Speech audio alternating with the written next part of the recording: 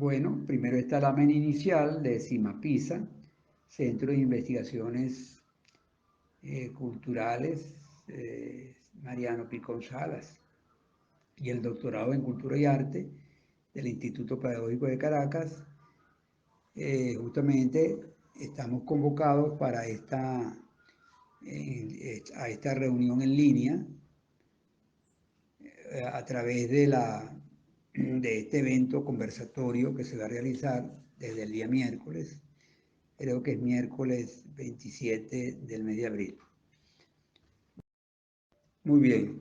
Entonces, en lo que respecta a la línea violencia epistémica en los pueblos de América Latina, Brasil y el Caribe, con especial énfasis en las poblaciones indígenas de Venezuela, quería señalar que el nombre original de la línea era Violencia epistémica en los pueblos indígenas de América Latina,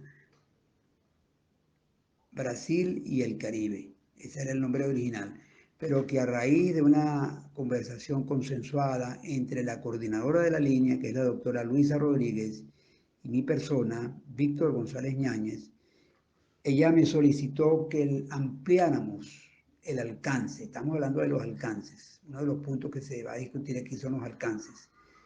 El eje de alcance, es decir, hasta dónde puede llegar esta discusión. Y me solicitó que fuera más bien en los pueblos de América Latina, Brasil y el Caribe, para que fuera suficientemente extensivo y se pudieran integrar otras temáticas, ¿no? Bueno, esta línea se inscribe entre las investigaciones relacionadas con el larguísimo proceso de sometimiento en lo que se refiere a la reproducción de las formas de conocimiento y a las lógicas o racionalidades de los países centrales del sistema mundo moderno, que es un concepto que lo maneja el pensador Emmanuel Wallerstein, es el que plantea la idea del mundo moderno. Ahora, en lo que se refiere a la línea per se, hace referencia a las epistemologías alternativas, que algunos hablan también de unas epistemologías diferentes o subalternas, de los pueblos indígenas de América Latina, Brasil y el Caribe, o más específicamente las epistemologías de los pueblos indígenas de Venezuela y evidentemente y en extenso de todos aquellos pueblos que cohabitan el espacio que definen el dónde de esa línea de investigación. Indico pues que no hace señalamiento exclusivo a los pueblos indígenas, sino que aquí entran en juego otros componentes o sujetos de la región, como son la población afrodescendiente, la población, es decir, pueblos que han sido invisibilizados, que han sido anulados en cuanto a sus saberes, en cuanto a sus epistemes. En este caso, sus saberes inclusive extradisciplinarios que no aparecen en las disciplinas, suponen diálogos con los sectores que precisamente habían sido históricamente confinados al olvido total en las políticas de los estados nacionales. Y esto último es muy importante porque cuando hablamos del Estado-Nación, estamos hablando de la refundación del Estado, es decir, del Estado refundado o repensado en aquel entonces, siglo XIX, en función de una cierta clase política, de una cierta clase social, de ciertos sectores económicos que de alguna manera dejaban por fuera, invisibilizaban a estos sectores que no aparecían inscritos o señalados en las constituciones ni en las cartas magnas de los respectivos países de América. Eso lo narra de una manera muy ejemplar el maestro Ortiz. Me refiero al Ortiz, al autor brasileño, al pensador brasileño, no a Fernando Ortiz, sino al brasileño, a Renato Ortiz.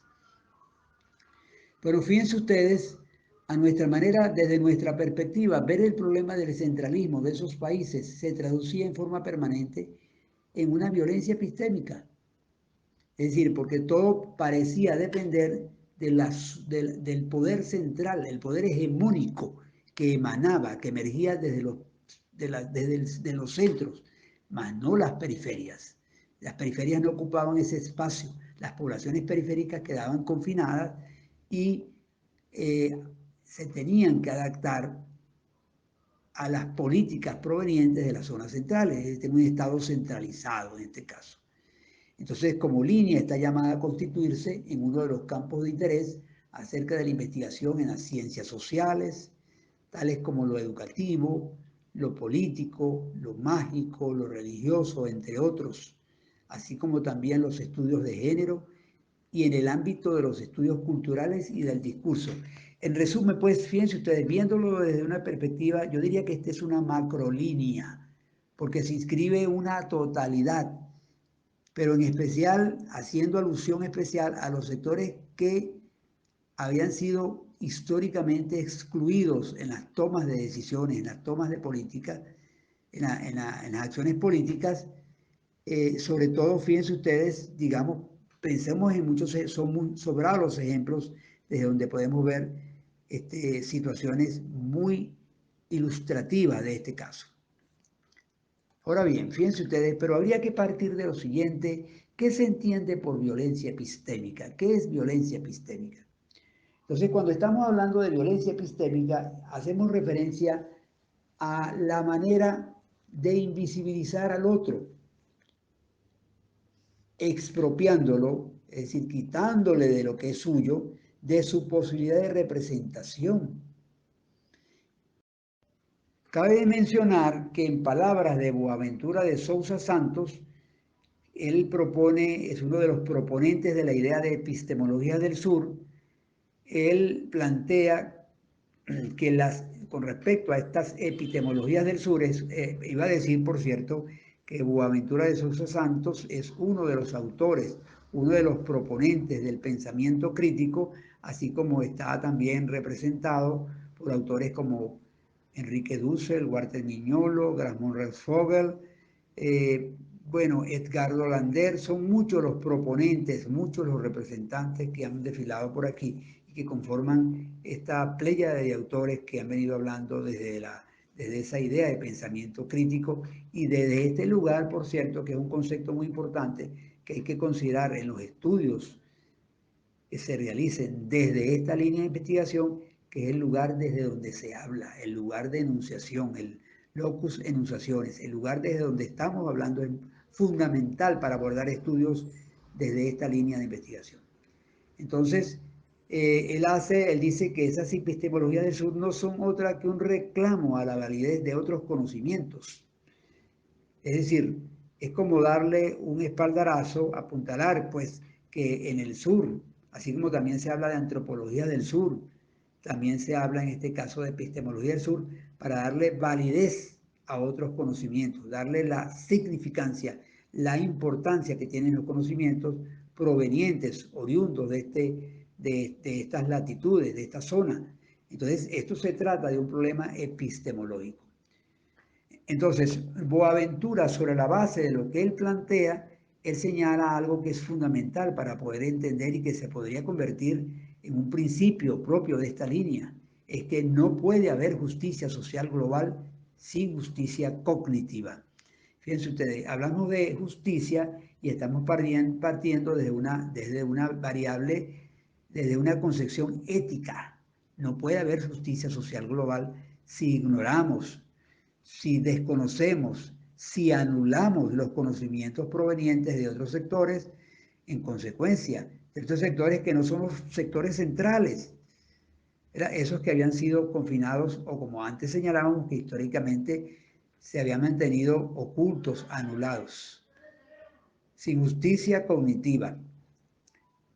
En palabra de Boaventura de Sousa Santos, el epistemicidio consistió, ese es un término acuñado, precisamente propuesto por Boaventura, consistió en la desaparición de conocimientos por medio del genocidio de aquellos que eran portadores de tales epístemes, como también por intercambio desigual entre las culturas, lo que se fundamentó también en la subordinación y aniquilamiento de dichos sujetos. Es decir, se tenían de alguna manera que subordinar. Boaventura lo plantea desde la visión de que siempre hemos visto el problema desde la variable o desde la visión del cazador, pero no del cazado, en este caso.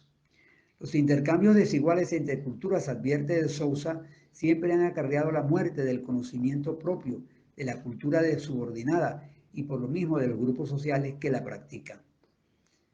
Entonces, justamente la manera más representativa de anulación cognitiva o epistemológica es llevada a efecto o a su expresión más extrema con la destrucción del cuerpo, porque también se anula al ser humano.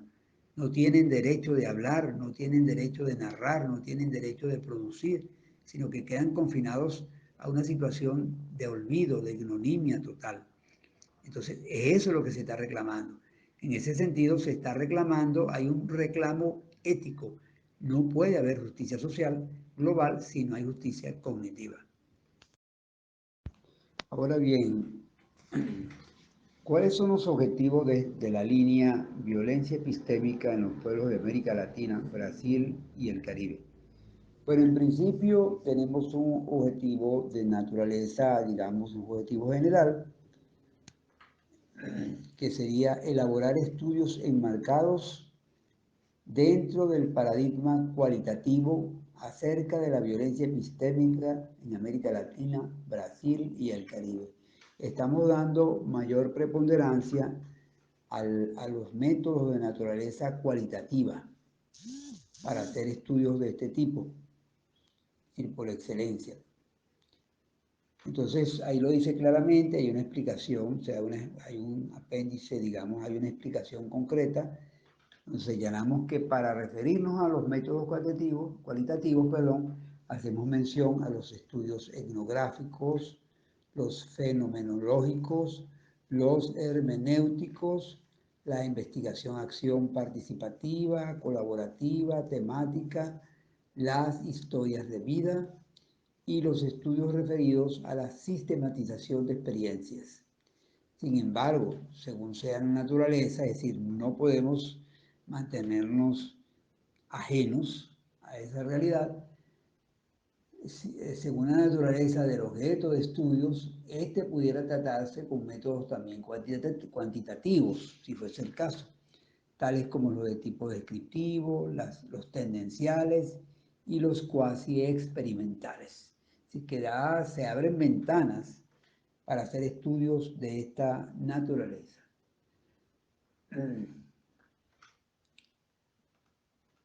Por otra parte, entre otros objetivos de la línea, está justamente describir la problemática sobre violencia epistémica en América Latina, Brasil y el Caribe. Cuando se habla de violencia epistémica, estamos abarcando varias situaciones de la organización social.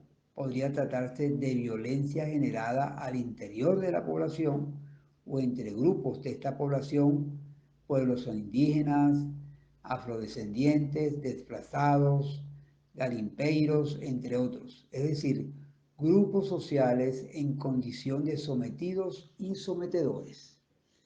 Entonces, ese objetivo de alguna manera pretende recoger esas problemáticas sobre violencia epistémica en los pueblos de la región, vamos a llamarlo así, pues. Otro objetivo importante que se plantea la línea está el analizar casos específicos de violencia epistémica, algo más específico. Entonces, como el interés más importante pues, del origen de esta línea hace referencia a los pueblos indígenas de la región, entonces los casos que tendrán interés preponderante también estarán enmarcados o referidos a esta población. Sin embargo, al revisar el objeto en el territorio constitutivo de la línea, se desplaza el estudio a todos los grupos que históricamente han estado sometidos al flagelo de la marginalidad, donde se ha abusado pues, de ese tipo en cuanto a su parte cognitiva, han sido desplazados, como hemos mencionado. En consecuencia, podrán emprenderse investigaciones y proyectos que aborden la problemática de la violencia epistémica en esos grupos o sectores sociales en los variados países que conforman las subregiones. Las subregiones latinoamericana, brasileña y el Caribe. Finalmente, un último objetivo marcado a evaluar los ejes temáticos de las actividades de análisis que sean representativas del objeto que se seleccione, el objeto que se realidad a estudiar, y mediante el diseño de investigación que mejor aplique a ese estudio. Dice como una nota explicativa, en el caso particular de los pueblos indígenas, los proyectos que mejor recrearán diseños etnográficos, serán los diseños etnográficos aplicados a la episteme latus cultural, lo educativo, lo político, lo educativo, lo político, lo mágico-religioso, y tanto que en los grupos rurales, y tanto que en los grupos rurales desplaza la relevancia hacia lo porque es necesario examinar los contenidos de conciencia comprobadamente sometidos a situaciones de marginalidad. En los casos urbanos, revisar la situación de los grupos sociales, especialmente aquellos en condiciones de indigencia. Bueno, con ello están ya señalados los objetivos. Pero los objetivos en la línea se contemplan también una serie de ejes temáticos. Importante, porque es decir, se construye la línea sobre la base de ejes temáticos. Esos ejes temáticos de alguna manera constituyen un motivo de estudio. Son como grandes, vamos a llamarlo como ejes importantísimos para hacer, que deben ser estudiados a los fines de generar un producto, ¿no? Entonces, al respecto, la línea de investigación que se presenta se desarrolla articulándose mediante 6 de esos ejes temáticos, a saber, el eje educativo, el eje cultural, el eje estético, el eje político, el eje socioeconómico y el eje mágico-religioso, fundamentándose en los elementos ontológicos, axiológicos, tecnológicos y metodológicos de las corrientes filosóficas, donde serán recreados en cada unidad que se someta a la explicación, análisis y evaluación de esta línea. Debe precisarse que en la mayoría de los casos de los ejes mencionados, las investigaciones por realizar estarán enmarcadas en el paradigma cualitativo, y en este contexto los estudios etnográficos y el enfoque fenomenológico serán lo que de suyo afectará el diseño de investigación que exija la solución del problema. Caso, los diseños ex facto, estudios de casos, historias de vida, elementos del simbolismo, análisis de contenidos relativos a la cultura oral y al discurso, entre otros. Entonces, insisto que es muy importante tener claro el asunto de estos ejes. Y aquí tienen ustedes un resumen en esta lámina, esta diapositiva, donde aparece el eje central, que sería la propia línea como tal, violencia epistémica, pero vista desde esos distintos ejes, estudiada, analizada, evaluada desde esos distintos ejes. El eje socioeducativo, el eje cultural, el eje estético, el eje político, el eje socioeconómico y finalmente el eje mágico-religioso. Estos serían los componentes fundamentales de la línea sobre o en torno a la violencia epistémica.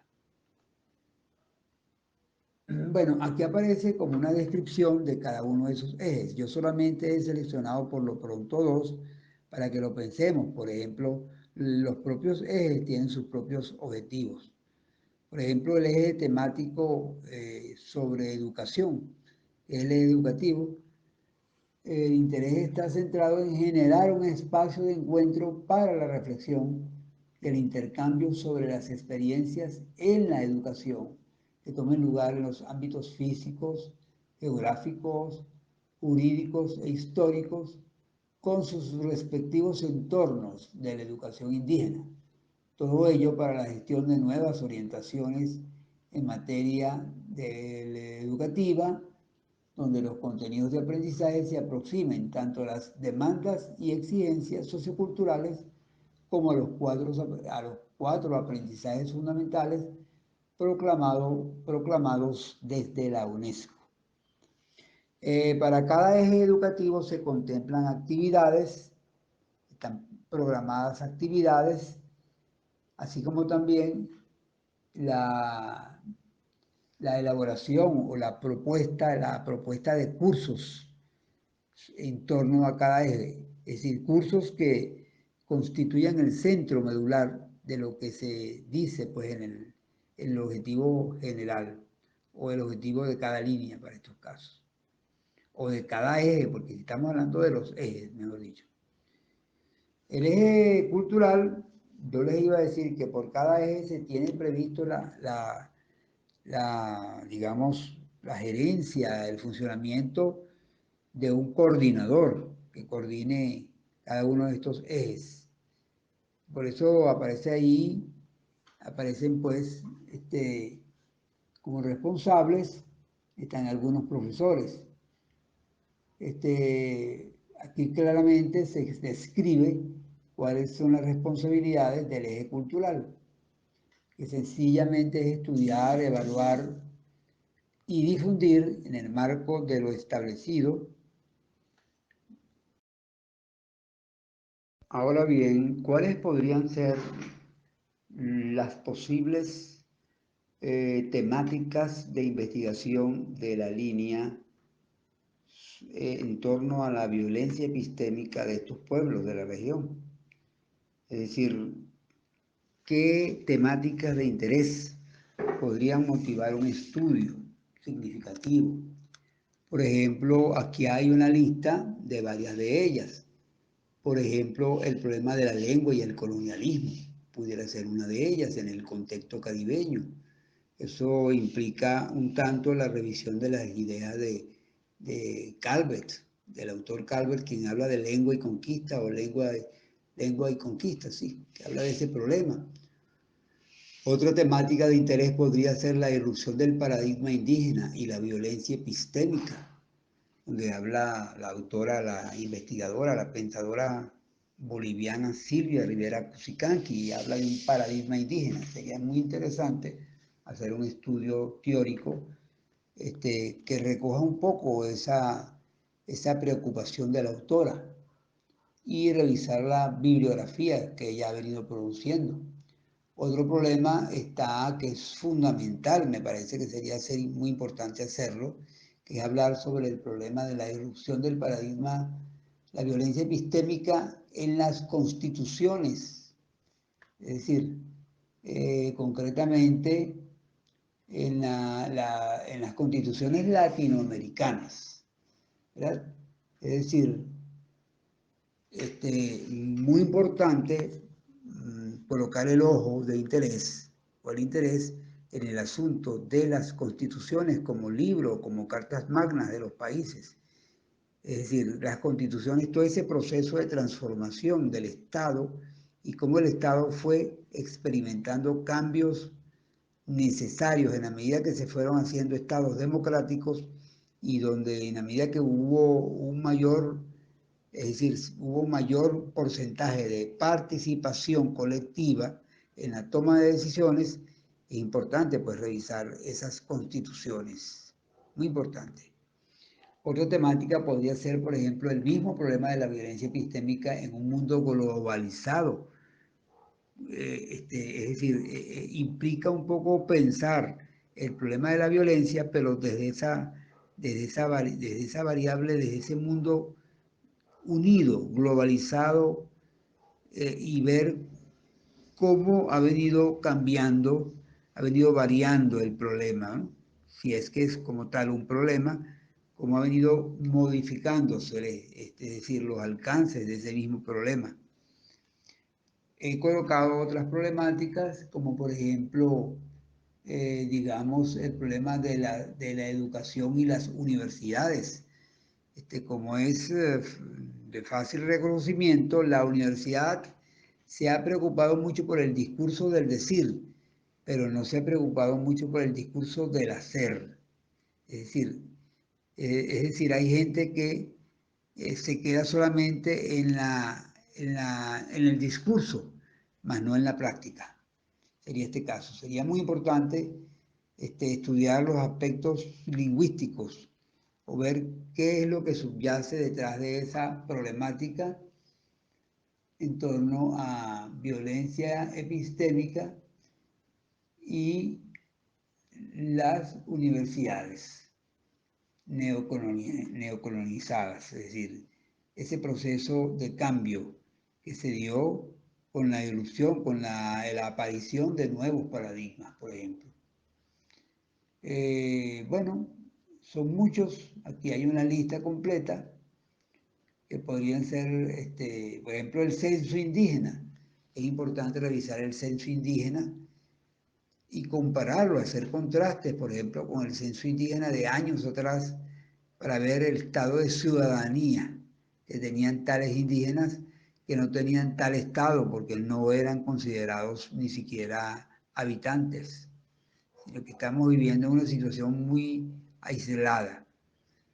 Sin embargo, ellos lograron, en los pueblos indígenas sería muy interesante estudiar el problema de la participación en los ejes de poder de los pueblos indígenas, ¿verdad?